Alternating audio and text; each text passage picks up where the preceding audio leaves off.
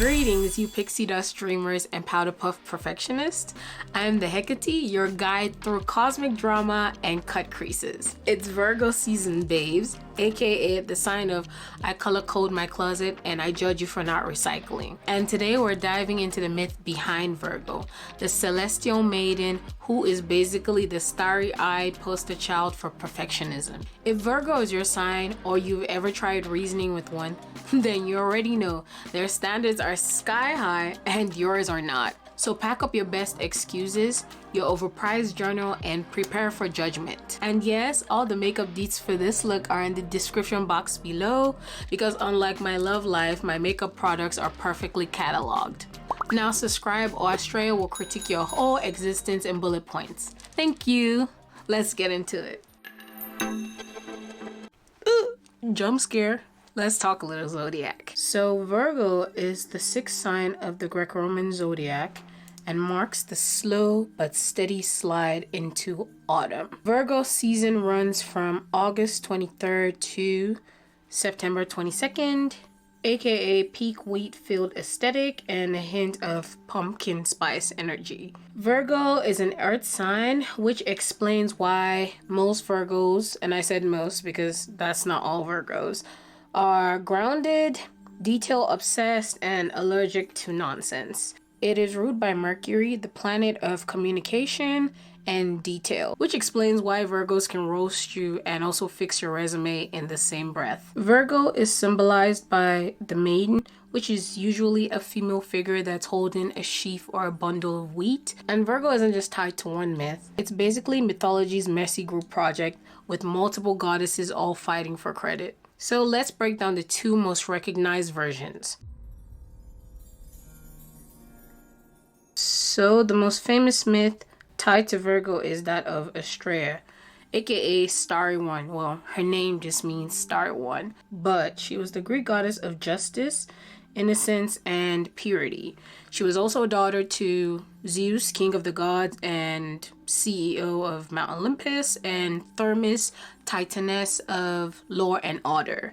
Her siblings were called the Horiae, which were also like goddesses that controlled like law and order themselves. All that to say is that she came from a long line of people that did justice thingies and told you what to do. Some stories even blend her with Dike, the goddess of moral order and fair judgments. So here's a tea. During the golden age of humans, the gods, including Astraea, lived among humans. They drank with them, ate with them, chatted with them. But by the Iron Age, humanity was like a dumpster fire. Think war, corruption, crime, TikTok drama, Instagram beef, you name it, it was all there. So during all this craziness during the Iron Age, the gods were like, yeah, no thanks. And then they dipped and left Earth. But Astraea, she stuck around. She was the last immortal to live humanity, still clinging on to her hope that people would do better or go back to the time when things were peaceful. By the way, did I mention that I hate doing my brows? Like, I just genuinely just hate this part of makeup. It just does something to me. Ugh. Okay, moving on. Astraea was renamed Virgo, or the Virgin, because she never married, and she stayed pure for the rest of her godly or immortal days, even when she ascended into the heavens. So if you know a Virgo who suddenly ghosts you, it's not personal, they're just pulling an Astraea. Another version that ties to Virgo is the myth of Demeter, goddess of agriculture and grain, and her daughter Persephone, Greek goddess of spring and vegetation.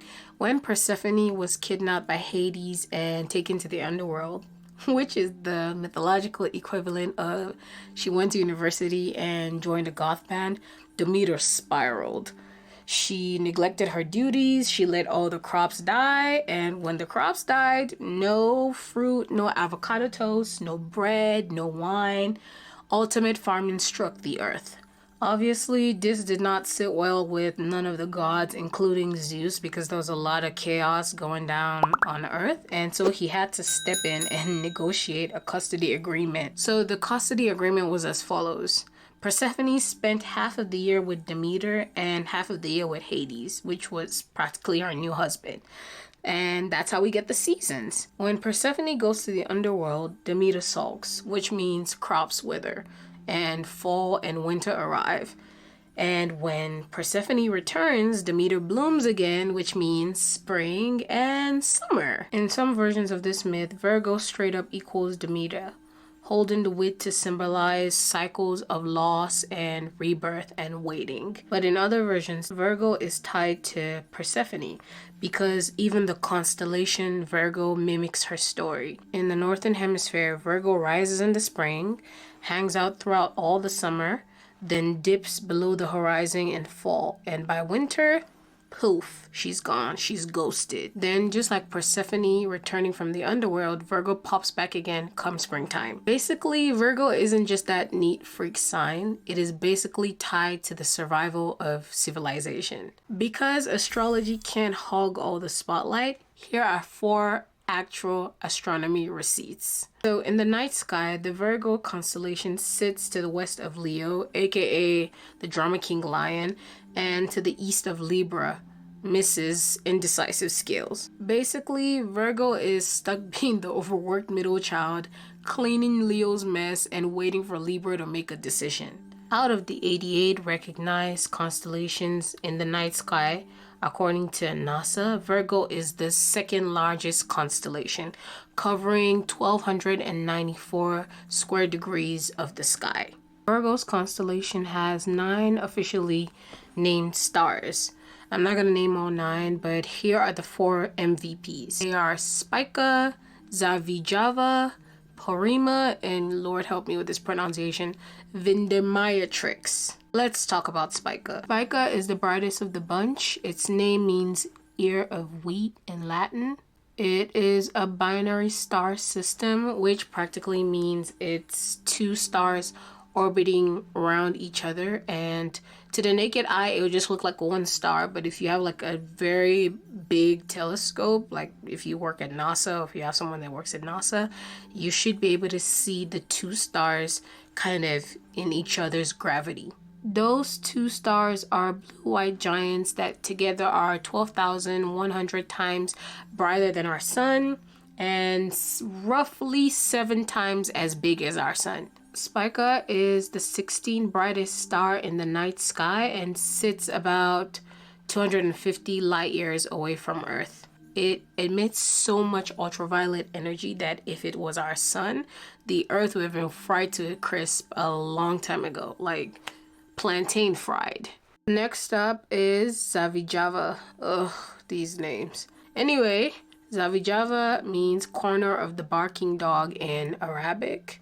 I don't know what dog has to do with Virgo or the maiden, but we move. It is a yellow-white main sequence star, so it's not a binary star this time. It's just 1 star, so naked eye, it's 1.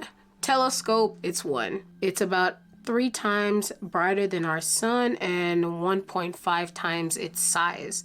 It is the 89th brightest star in the night sky, and it's about 35 light years away, so much closer than Spica. NASA has used it as a navigation reference star in spacecraft missions when they've been going to the planet Mercury. Following that is Porima or Porima. Like I said, these names.